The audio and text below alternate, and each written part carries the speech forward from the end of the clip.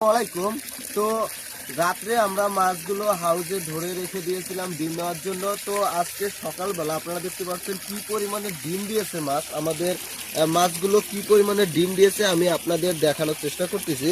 এগুলো হচ্ছে original Vietnam কই মাছের ডিম। তো সেই ডিমগুলো এখন আমরা হাউজে দিয়ে দিব। তো এইগুলো আশা করা যায় 24 ঘন্টার মধ্যেই বাচ্চা বের হবে। দেখতে পাচ্ছেন যে এক গাবলা ডিম দিয়েছে, আজকে আরো বেশি ডিম দিয়েছে। তো এখানে পানি নাই, পুরোটাই আমি নিংড়িয়ে তুলেছি ডিমগুলো।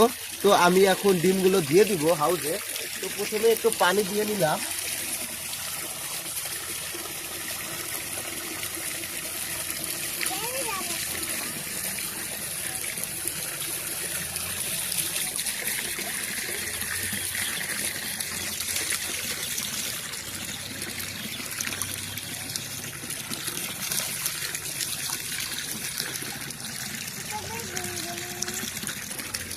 তো হাউজে আমি ডিমগুলো দিয়ে দিচ্ছি সুন্দরভাবে, সমান করে হাউজে দিয়ে দিতে হবে।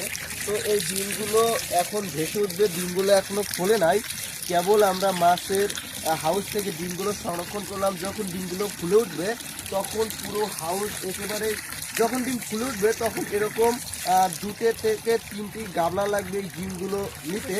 তো এখনো ডিমগুলো সেভাবে ফুলে ওঠে নাই।